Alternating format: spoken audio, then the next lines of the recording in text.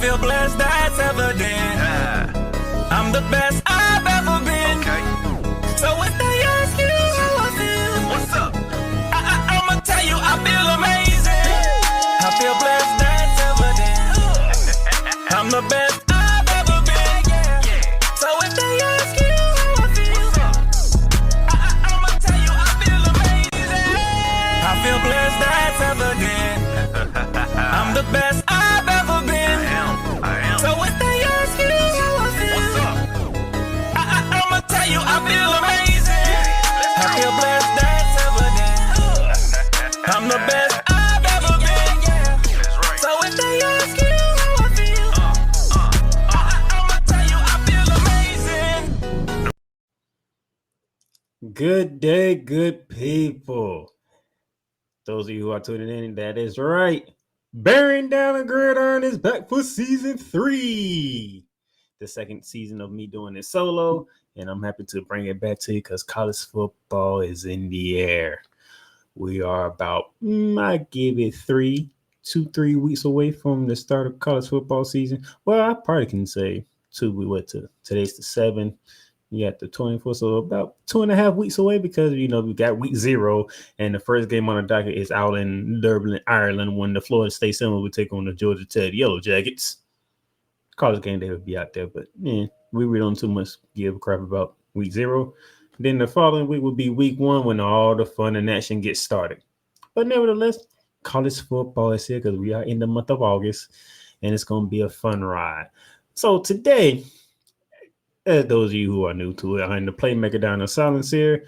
I'm your host of Bearing Down the Gridiron, where everything college football. A lot of changes took place during the summer, officially during the summer. I'm going to get you through those changes.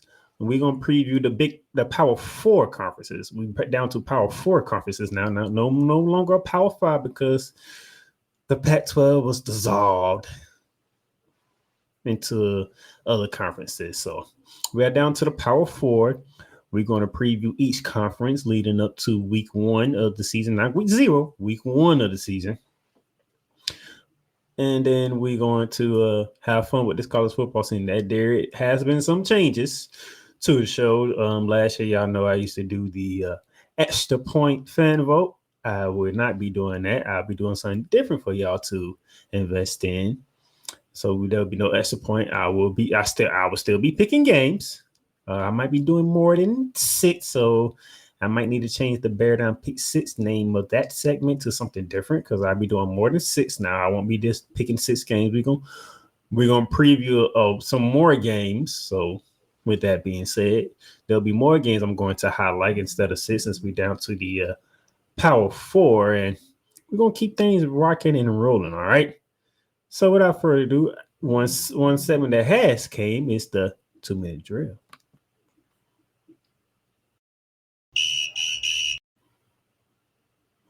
And those of you who are new to Bearing Down the Gridiron, the 2-minute drill is basically my news and notes from around the world of college football that I give to you in this. So let's go ahead and begin it off. And to begin it off, the Kentucky Wildcats program has given 2-year probation in football infractions case.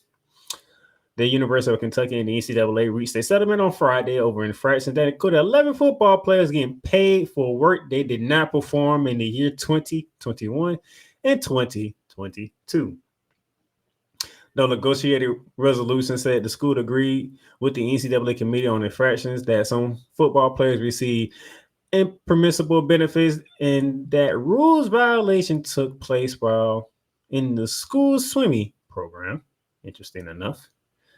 Kentucky agreed to spend 2 years on probation, pay the undisclosed fine, and vacate any records of any games in which included ineligible football players competing. So Kentucky's on a two-year probation. Since that interesting how you can still commit infraction in this day and age in the NCAA, especially when all the changes that have took place. Very interesting that these things can happen. Moving on, speaking of infractions, the NCAA Grant Packers is no longer in a row with the Baylor football team. Some changes to the coaching staff took place, and Greg Patterson decided it was best for him to move on, do other things, which is going to be interesting to see because he's not in college football this year. So it's going to be interesting to see a football season without Gary Patterson on the sideline for any school whatsoever. But he was a consultant after leaving TCU, I think during February, early up to recently. And he felt like he done what he could for the program at Baylor, and he's moving on.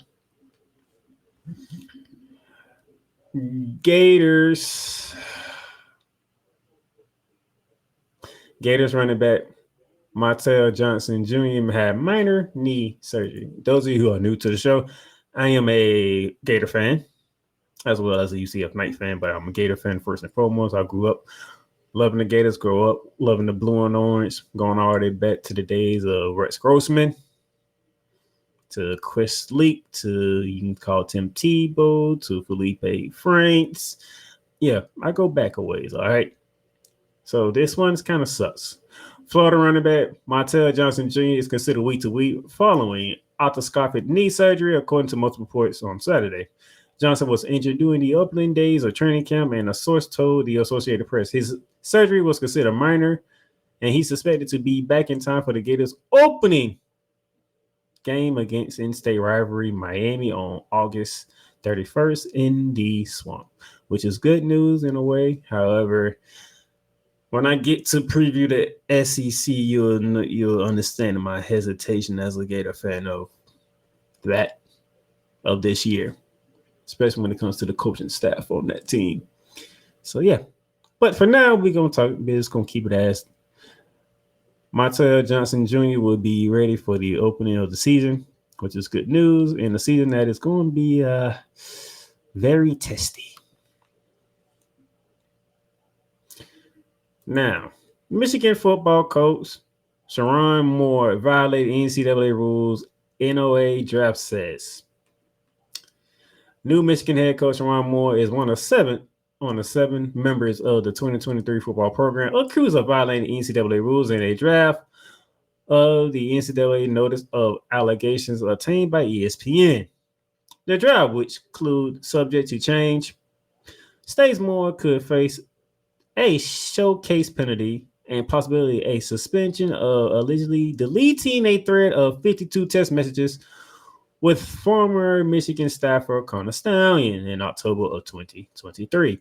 On the same day that the media reports revealed Stallion was leading an effort to capture play calling signals of future opponents. The draft states that the texts were later recovered via device imaging, and Moore secretly produced them to enforcement staff. Moore is accused of committing a level 2 violation according to the draft. So the NCAA has got a hard out for Michigan because you try to get John Harbaugh, you got him suspended for the first 3 games. Then you had the Big Ten suspend him because you didn't have the balls to suspend him yourself for the final 3 games of the Michigan schedule. Nevertheless, they still went undefeated, and they still made the college football playoffs, and they still end up winning the national championship. And Harbaugh said, you know what? I done what I came to do. I am a national champion and head coach in college at the University of Michigan, my alma mater. I'm going back to the NFL. Now he goes back to the NFL, and now y'all still got a heart for Michigan. Now, if it's true, then okay, you gotta do what you gotta do. But this here is getting ridiculous with the NCAA. If y'all would have did what y'all supposed to have done last season, and when they had took care of business then, you won't be doing this now, which is look redundant and stupid on y'all part, because y'all still coming from Michigan. Y'all better be right on this, because if not, y'all gonna take a fatal blow, and y'all not gonna recover from it. So you better prove what you're alleging is actually factual. Because if you don't prove, because this is a draft, this ain't official, this is a draft. If this draft proves to be not official, NCAA, you in a world of trouble, and you ain't coming back from it. I'm just telling you this now. It is stupid. Y'all still coming from Michigan. Let it go. unless it's proven true.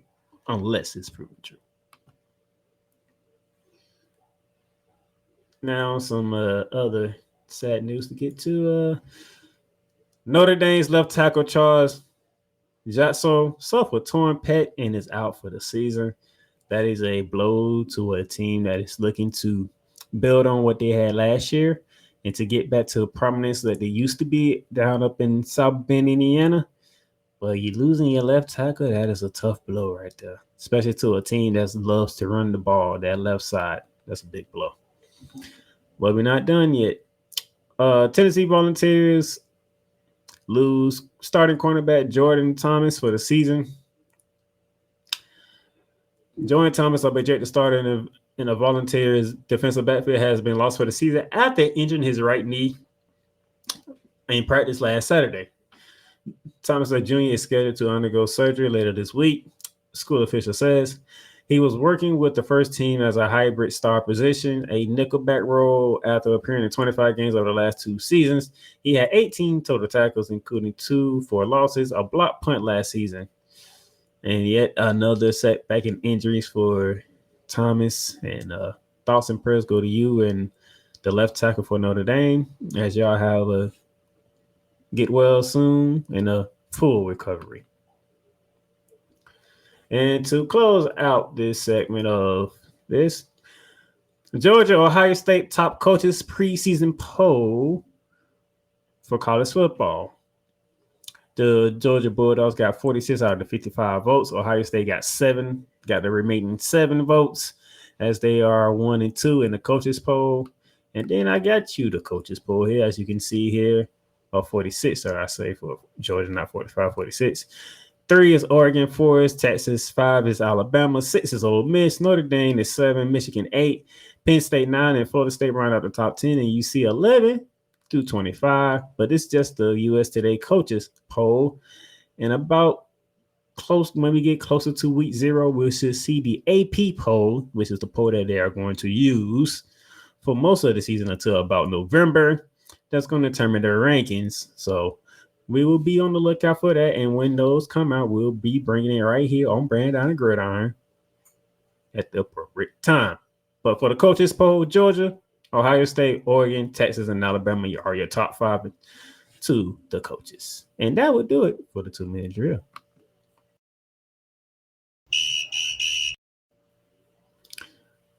All right, we're going to take our first commercial break. And then when we come back, we're going to talk about the changes that have taken place in college football. Border to Hades. Your butt and gut becomes one. Join the reformer of hooker whores. This is my daughter, Placenta Booty Johnson. Join the bronze god. Whenever you are in distress, take off your baseball cap and throw it in the air. Join your very own superhero of broadcasting, Chris Bass. So whatever color of crayon they get, they palm it and do 2 circles, and that translates to, I can beat up black people. As she takes you through the week's paces in Baseline. Live every Saturday at 8 a.m. Eastern, 7 a.m. Central, Pacific time zone people, just stay asleep when this is on live and just catch the recording. Exclusively on the Chris Bass YouTube channel.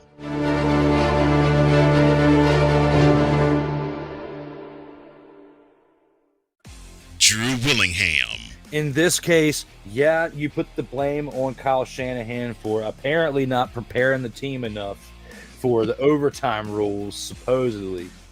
Cole Johnson. Peyton was considered the winner, and he was the darling of all darlings for Gerald. With a special appearance by Tyrone Alizé McDummy. Ain't nobody calling me. Text. Delete. Join these 2 football enthusiasts as they give you Total Football Talk. Live every Monday at 4 p.m. Eastern, 3 p.m. Central on the Sertoba Media and the Comey Media YouTube channels.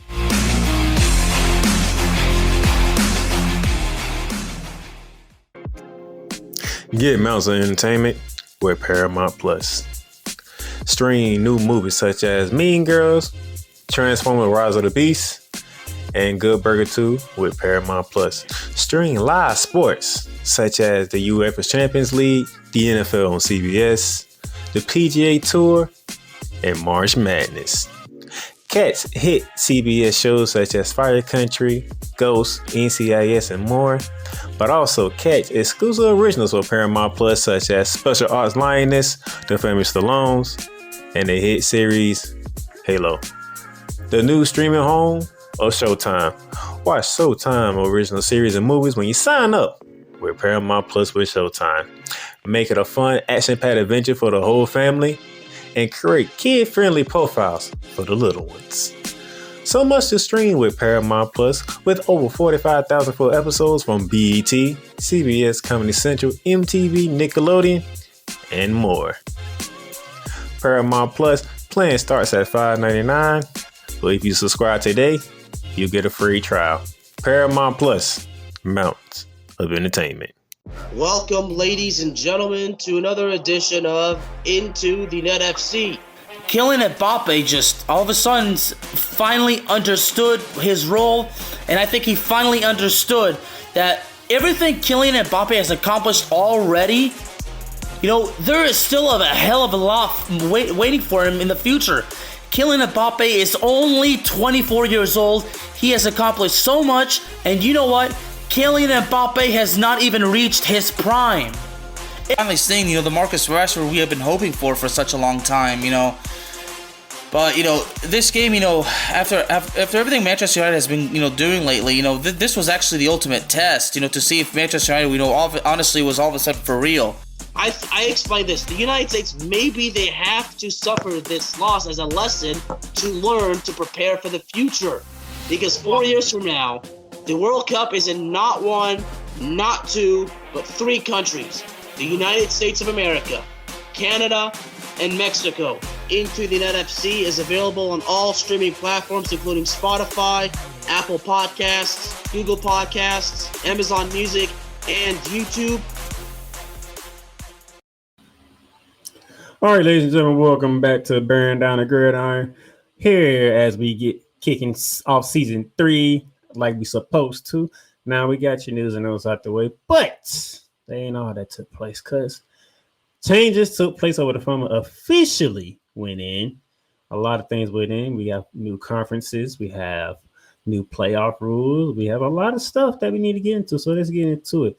Changes for the college football season. Let's begin with how the playoff system is going to work, shall we? Because as you can see here on your screen here, and those of you who are listening to us on whatever platform you listen to, thank you for listening to us. Also, you can catch Bearing Down the Gridiron on the radio waves on Saturday, on World Rise Radio on Saturdays, leading up to the kickoff of game when games begin officially. So 11 to 12 on Saturdays on the Real Rise Radio. And then you can catch us Fridays on 502 American Angel for Bearing Down the Gridiron after shooting lights out. So yes, 2 of the shows that I host will be played back to back on Fridays, and it'll be Friday mornings at that. Now, we are going from a 4-team playoffs to a 12-team playoffs for the next 2 years, and then I think it's going up to 16 after that for 2026. But knowing the NCAA, they're gonna try to find a way to make it 16 teams at 2025. But for right now, it's officially 12-team playoffs for this upcoming season and next season. The champions of the Power Four conferences, the ACC, the Big 12, the Big 10, and the SEC, will all receive buys from the first round. You'll get top 6 at large bids, and then from how it was worded, the 2 remaining higher conference champions, which is going to be interesting to see how that goes. Because you're talking about the Pac-12, the Mountain West, the American Conference, the MEAC Conference, the Sun Belt Conference, and I think I'm missing one. I can't think off the top of my head right now. But yes, we'll round out the final 8 teams for the 12-team playoffs. Now, this is how this is going to work, okay? You already know your top. So your winners of your Power Four conferences, excuse me, gets buys. Okay, so how will the rest of the seedings work? Well, look how they normally work. So your first round will feature whoever's the 5th, 6th, 7th, and 8th seed. They will host first round matches against the 9th, 10th, 11th, and 12th seed. So 5 will host 12, 6 will host 11, 7 will host 10, and 8 will host 9 at their respective campuses for the first round. Once that is determined, once that's finished, the quarterfinals will be the quarterfinals matchup will be at selected bowl venues. Well, the first seed will get the winner between the 8 versus 9 seed. The second seed will get the winner between the 7 and 10 seed.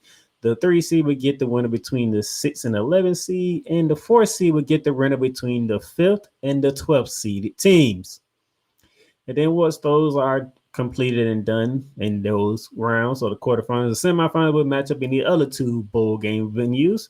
Well, the winners of the number 1 seeded game, semifinal will be determined when the winner between the 1 versus 9 winner, 1 versus 8-9 winner, 2 versus 7-10 winner, and those winners would go against the winners of the 4 versus 5-12 winner and 3 versus 6-11 winner. So your winners of your 1 versus 8 or 9 winner will take on the winner of the 4 versus 5-12 winner. And then your winner of your 2nd versus 7 or 10 winner will take on the winner between the 3rd, 6 or 11 winner. So forth and so forth. You see the picture here, which is interesting because I'm looking forward to see how they do this. How are the 12 teams going to be ranked? How do they determine the 12 teams? Pretty much, how would they determine the 5th through the 12th slot? Is pretty much what I'm looking forward to.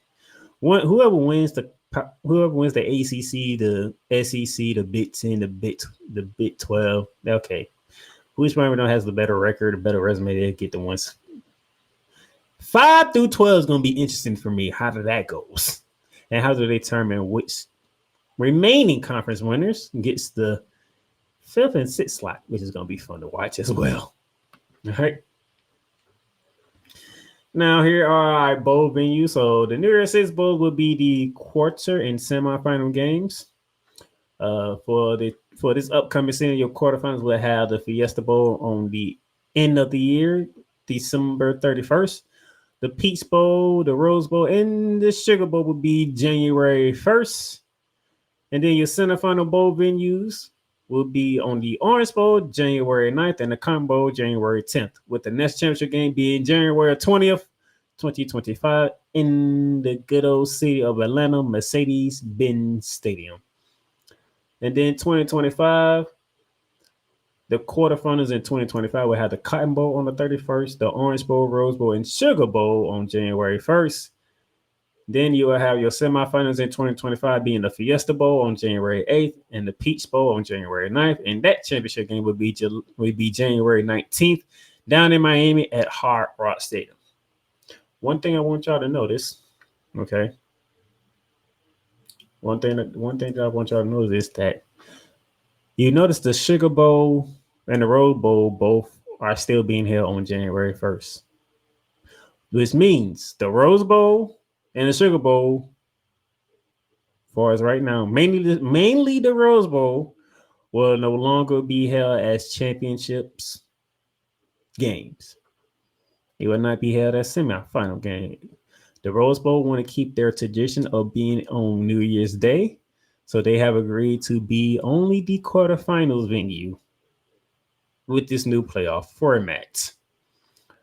It's in a way, I understand the tradition of it, but it's still kind of bittersweet because out of all the New Year's Six bowl games, the Rose Bowl is the one that has the most presidents out of all of them. When you go out to Pasadena, California, it's just different. When you can hear from players who played in the past, when they hold national championship games there, when they hold college football playoff games there, or when they just held a regular Rose Bowl game there, it's just different than the Fiesta Bowl, the Peach Bowl, the Sugar Bowl, the Orange Bowl, and the Cotton Bowl. But for them to only be a quarterfinals bowl game kind of sucks, to be honest with you. Because I'm pretty sure the NCAA and these conferences wanted to have the Rose Bowl be a site for a national championship game, but they want to stay with tradition and stay on New Year's Day.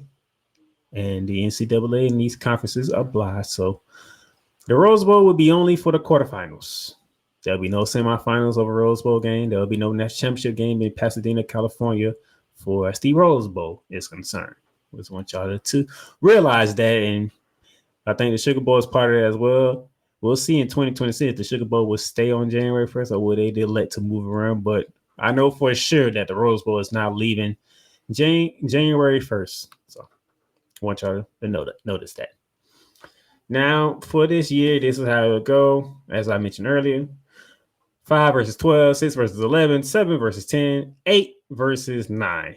And then once those matchups are determined, we'll see who will be going to the Fiesta Bowl, the Peach Bowl, the Rose Bowl, and the Sugar Bowl for the quarterfinals. And those winners will go to the Orange Bowl and Cotton Bowl before they meet down in the ATL for the national championship game on January 20th, which is 10 days after the Cotton Bowl is played. So you get a good week and a half between the semifinals and the national championship game. So that's a nice little tidbit right there to keep it going. For the playoff format going forward for 2024 and 2025, even though things can change for 2025. And I know as officially they'll be going to 16, if I remember correctly, in 2026. But in the NCAA, they could move that up to 2025. Who knows? But those are your playoff changes for this upcoming season, for you to have your everything that you need to know and things to do. But we're not done when it comes to changes, because I did say conference realignment went to full effect at the beginning of July. On July 1st, conference realignment changed around. We had a lot of movement. So the California Golden Bears, the Stanford Cardinals, and the SMU Mustangs are officially a part of the Atlantic Coast Conference. The Arizona Wildcats, the Colorado Buffaloes, the Arizona State Sun Devils, and the Utah Utes are officially part of the Big 12 Conference. The Oregon Ducks, UCLA Bruins, USC Trojans, and the Washington Huskies are officially part of the Big 10. And the Oklahoma Sooners and the Texas Longhorns are officially part of the Southeastern Conference. So we will dive into each of these 4 conferences leading up to the start of the week 1 season of the college football season. As we did last year, we're going to go through it, give you the main points that took place during the offseason, any changes. We're going to talk about the media poll, who the media has number 1, going through all that. Key games for pretty much the top 5 teams that are picked to vie for the conference title. And then I will give you my pick. Okay. That's how we do it here on Down the Gridiron. And with that being said, we're going to take our second commercial break, because the first conference on the docket for us, ladies and gentlemen, the ACC up first. So when we come back, we're going to preview the Atlantic Coast Conference. I love you morons. New Kids on the Block, New Edition. Dear whatever the law firm is. Sincerely, the U.S. Supreme Court. Ben Affleck, Matt Damon. Go yourself again, Jason Whitlock.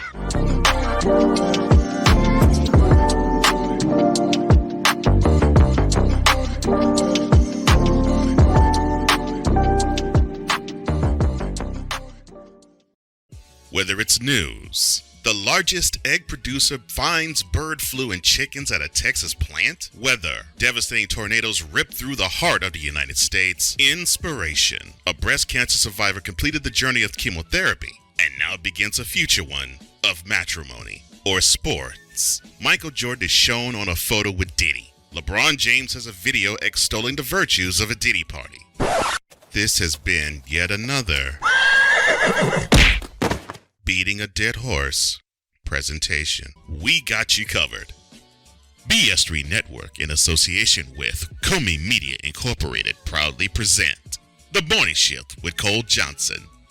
Live every weekday at 8 a.m. Eastern, 7 a.m. Central.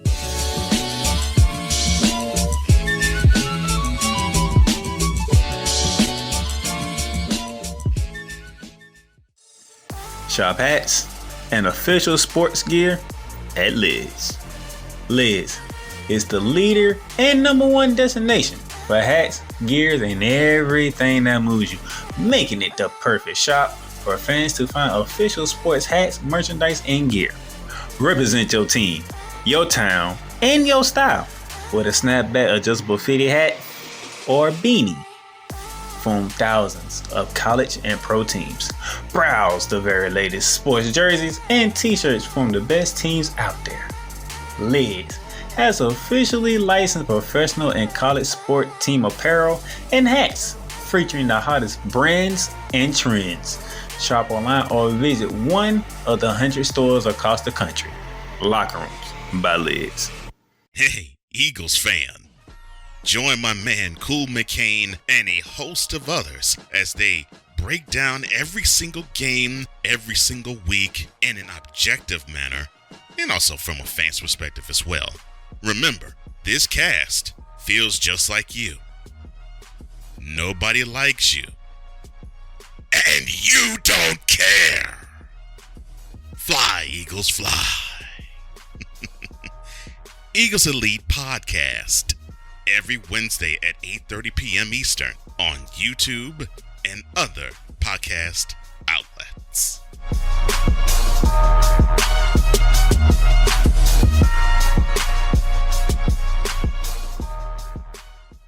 Join Ryan McCarthy. I became a Jets fan because Kermit the Frog was my favorite Muppet because he was green, and the Jets wore green.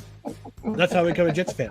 And Dustin Henry. ESPN is cashing all in on let's pay a few personalities and we'll just kind of fill in the gaps. As they walk you through all of the world of sports from their perspective. The Albany Empire, it's a literal circus. No credentials required. Where, Ryan, say the tag. Where you don't need a press pass to talk sports. Every Monday at 8 p.m. Eastern, 7 p.m. Central. On YouTube and where you can find all podcasts. Rams fans all around the world. It's a beautiful thing to be a Rams fan right now. Stafford's back. We're going to see about Cup. And running back Kerryon Williams to a return. Lend me your ears, or should I say lend Playmaker your ears, as he breaks down week by week everything in the Los Angeles Rams canon. Number 99, Aaron Donald. Can't wait for 2029 to come to know that you are going in the Hall of Fame, and it should be first ballot, no questions asked. Join the Playmaker as he breaks down everything Los Angeles Rams style in Ramily Talk on the Playmakers Blog Network YouTube channel and where you can find podcasts.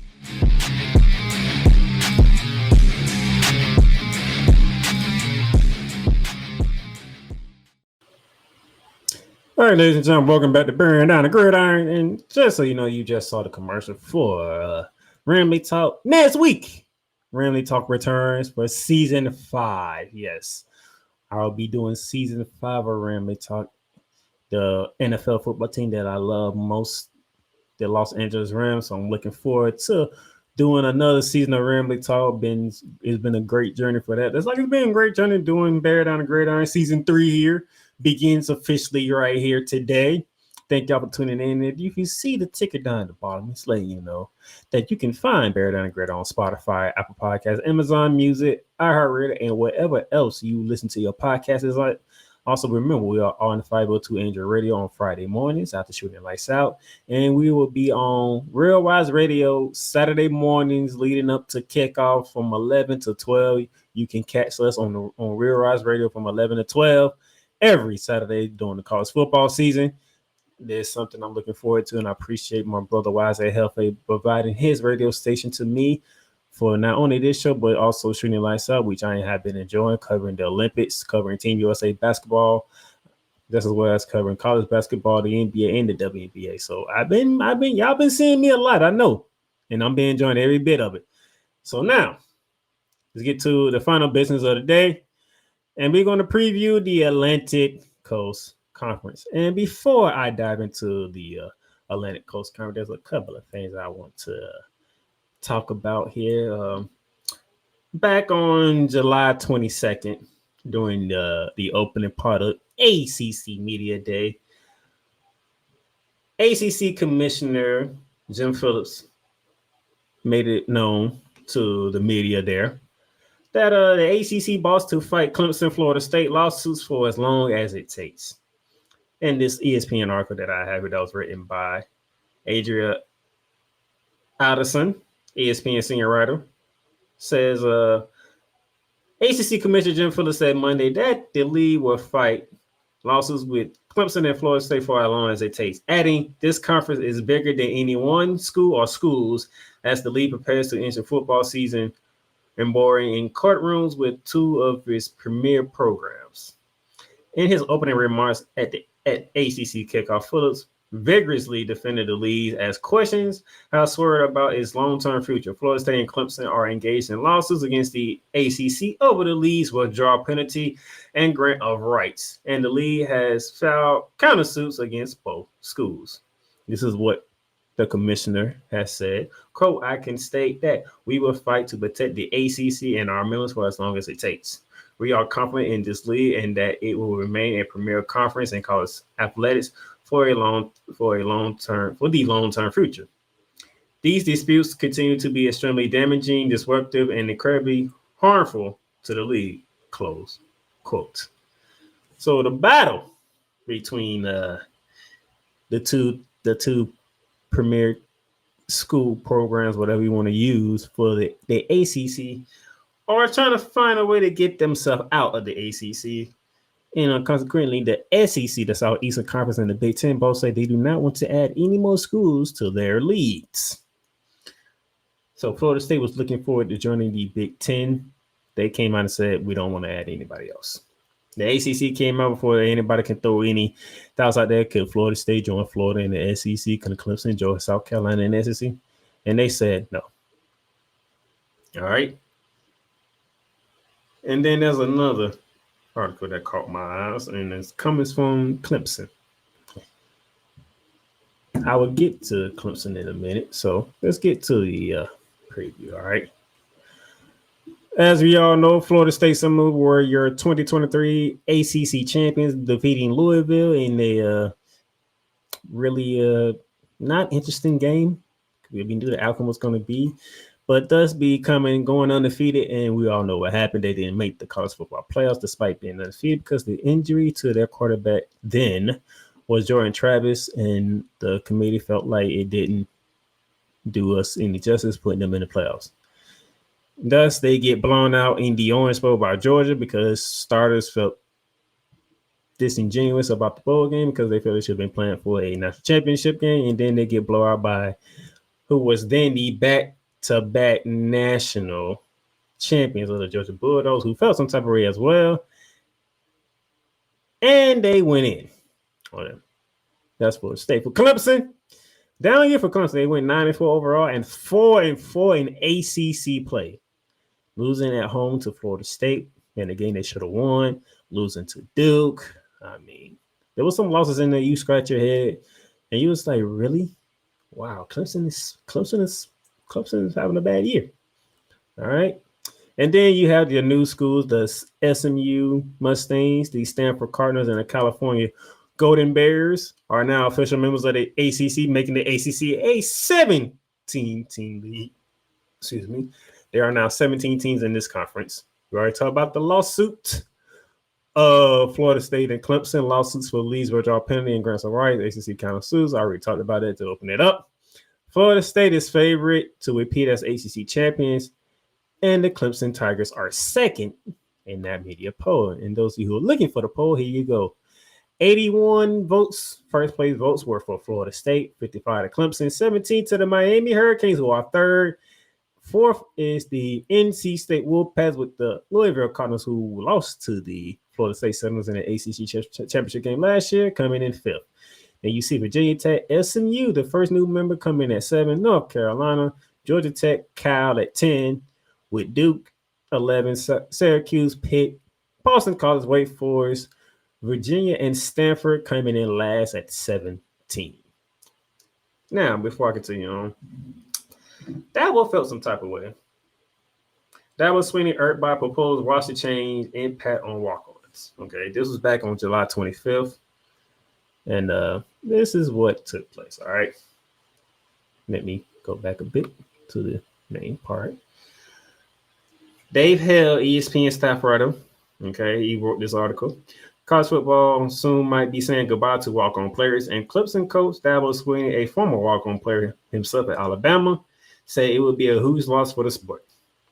As part of the settlement in the House versus NCAA case, schools can no longer be limited in the number of scholarships they offer. Although roster size can still be capped, administrators were clicking to push for a lower cap, likely between 105 to 110 players, according to multiple sources, to reduce expenses that would come with a huge jump in scholarships. The result would be that many current walk-ons will be forced out of participating on their current teams, causing an uproar amongst coaches. One of them being Dabo Swinney. Dabo says, "Quote: This is the most unit coaches have been. This is the most united coaches have been in the history of football. It's so frustrating. That doesn't happen if Stallion hadn't seen me. I can't even imagine how different things would have been." When he says this quote, he was talking about him because that was when he began his career as a walk-on receiver at Alabama, originally earning a scholarship after 2 years on the scout team. That experience, he said, led him to a job as a grad assistant and originally as a receivers coach for Gene Stallion, and ultimately to being a two-time national championship coach at the University of Clemson. So, walk-on, that wasn't the only one. That was not the only coach that came out and said this is wrong.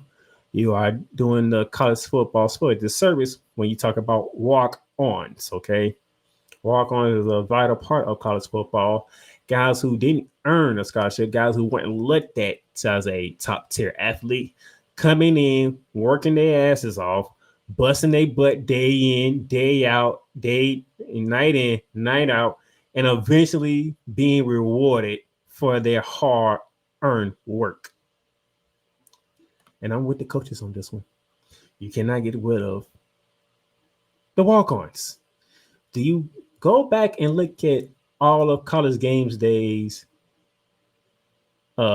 stories, videos, whatever you want to call it, when it comes to walk-ons, and how the entire team enjoys seeing a player who had to walk on earn his scholarship the hard way, instead of just giving scholarships away to players you think is who they think they are. Because not all of the scholarship players live up to the hype that they are. Let's just be honest.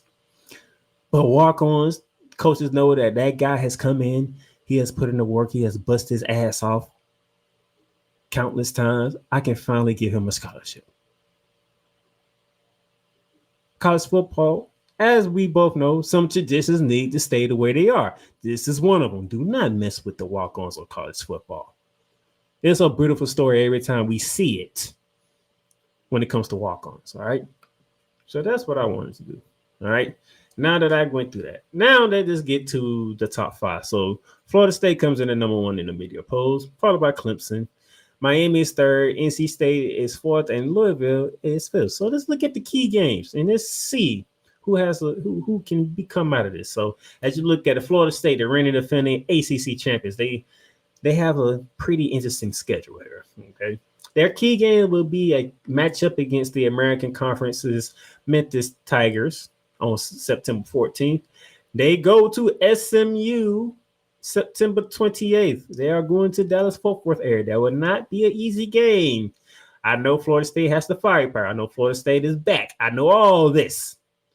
I'm just saying, they are going to a place that is not easy to win it. SMU loves shootouts. So if the defense can stay as consistent as they was last year, the defense I'm talking about, Florida State should be able to win this game. But there's a slip up in the defense. Florida State would find themselves in a shootout. Oh, and by the way, Florida State has DJ Uiagalelei as their quarterback now, who has not been as great as everybody thought he would be at Clemson. Then he went to Oregon State, had an okay season, but it wasn't spectacular. Now he's at his third school, which is Florida State. Let's see what he does on the Mike Noel. Speaking of Clemson, to begin the month of October, they host the Clemson Tigers. That's going to be a very important game right there. So you're talking their second conference game is against the Clemson Tigers. Well, technically they're third because they play Georgia Tech over in Dublin, Ireland to begin the season. So can't forget about that. And then they go to Duke. Not going to be easy, depending on how Duke looks, because they did lose their coach from last year when they had a good season. So depending on how the coaching staff does and how the players do the players still believe in Duke, that probably won't be an easy game. Then they go to Miami, Coral Gables, to take on their arch rival Hurricanes. That's always a fun game to watch between Florida State and Miami. They host North Carolina on the 2nd of November. They go to Notre Dame. They go to South Bend November 9th. And, of course, they host the Florida Gators after Thanksgiving weekend. So, interesting schedule for the Florida State Seminoles. Not as easy. It is doable. We'll see how that goes. For the Clemson Tigers, they open up the season against the Georgia Bulldogs. That game will be taking place in Atlanta, Georgia, Mercedes-Benz Stadium. So you can call it a home game for the Georgia Bulldogs, theoretically, because that's pretty much SEC country, even though the Georgia Tech Yellow Jacket actually reside in LA, in Atlanta. My bad, not LA, in Atlanta. And the Georgia Bulldogs reside in Athens, Georgia. But Atlanta's SEC country, let's be quite honest with it. Then they host Appalachian State, which is never an easy task for any Power 4 team that plays against Appalachian State. Then they begin conference play, one of the conference games against NC State at home before they head to Tallahassee in October, as we mentioned earlier. They do have a matchup with Louisville at Death Valley in Clemson before they go to Blacksburg, Virginia, to take on the Virginia Tech Huskies. I'm looking forward to seeing how improved Virginia Tech is before they host the in-state rival of South Carolina. Now, the team that was in the ACC Championship game against Florida State, the Louisville Cardinals. They go to Notre Dame on the 28th of September. They host SMU on the 5th of October. They host Miami on the 19th of October before they go to Death Valley on November 2nd against the Clemson Tigers. And then they finish off at Lexington, Kentucky against in-state rivalry Kentucky. I wonder how motivated Kentucky would be knowing that they're on a 2-year probation. Do they still want bragging rights for the state, which I'm probably sure they want, and they are at home, so I'm looking forward to that game. But that Notre Dame game is the first test for me when it comes to Louisville to see if they are coming back from where they left off at, or are they going to take a step back. If they can go on the road, they can go to South Bend and beat Notre Dame. I think Louisville has a chance to make themselves known in the ACC. Then we get to Miami. As mentioned earlier, they open their season in the swamp, Gainesville, Florida, against the Florida Gators. We play like every 4 years. So last time we have met with the Miami Hurricanes, we beat the Miami Hurricanes. As a matter of fact, I think we won the last 2 games against Miami. So Florida's on a bit of a winning streak against the Miami Hurricanes. So we'll see if the Florida Gators can continue or Miami get off to a great start. Their next key game would be at home when they host Virginia Tech. They go to Cal. This is part of the reason why this conference realignment is so interesting now. Because California is part of the ACC, so Miami has to take that trip from Coral Gables all the way across country to California, Berkeley, to take on the Cal Golden Bears. That's an interesting trip to make.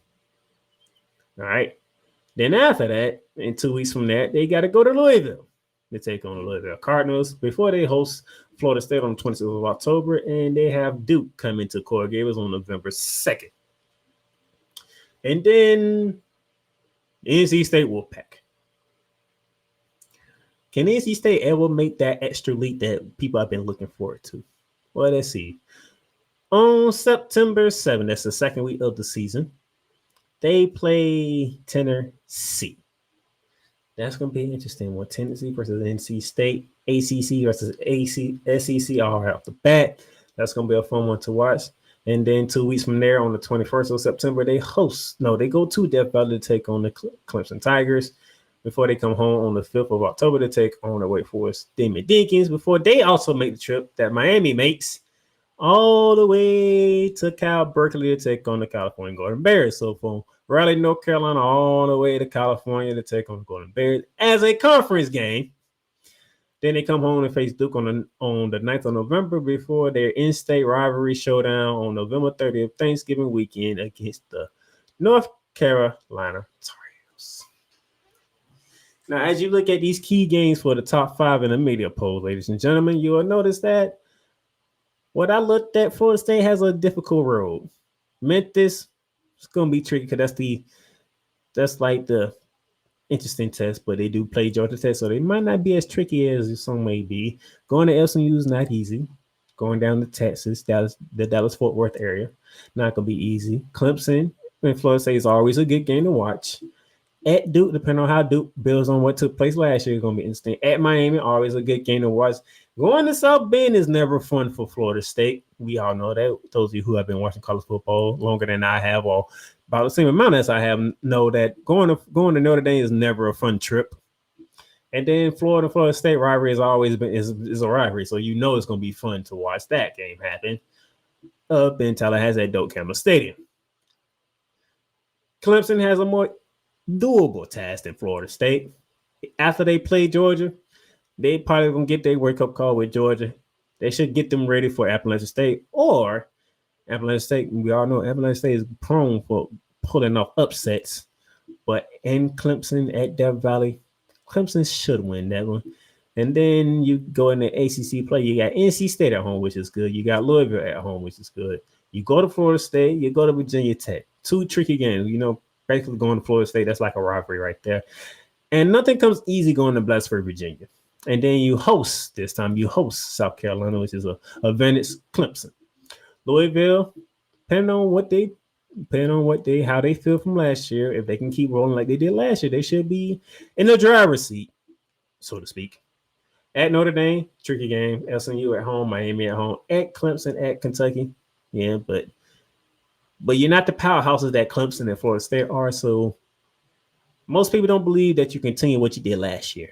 Miami, when will the U officially come back? This is the season for it to be back. You go to the swamp. If you can beat Florida in the swamp, that's a great start. You hosting Virginia Tech. You got to go to Cal.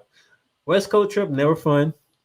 You got to go to Lexington. You got to go to Louisville after that against the Cardinals. You host Florida State and you host Duke. So we can see if Miami can finally become back. Florida State is back. We wait to see if Miami can be officially called back because they are not officially back as of right now. And then NC State, we're just looking for NC State to finally take that next step so we can take them seriously. Because when it comes to, let's see how you play against Tennessee. If you knock out the Volunteers, that's the first step. If you can go to Death Valley and knock out Clemson, okay, now we're talking. You come home and play Wake Forest, you should beat Wake Forest. You go to Cal, never easy trip. You got Duke and you got North Carolina. You don't see Florida State. You don't see Miami. And you don't see Louisville.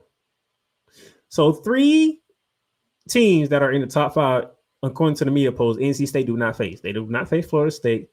They don't face Louisville, and they don't face Miami. Now, can you pull off a shocker against Tennessee Volunteers? Can you go to Death Valley and hang with the Clemson Tigers? And after that, the road is smooth sailing for y'all. We don't know what type of Wake Forest team we're going to see. Cal has never been that good in football, but we shall see how they look for their first year in the ACC. Duke, we trying to figure out how can Duke maintain what they did last year with a whole new coaching style. And North Carolina, we'll see what Mike Brown does with this group that he has now this year. So that's where we at. With all that being said, I know all my friends, family, Gator Nation are probably shaking their head at me for this one. Yes, I picked the Florida State Seminoles to win the ACC and go back to the ACC champions. It was either between Clemson and Florida State. Remember that I told you it usually takes 3 years for a new coach to finally put his footprint on the program.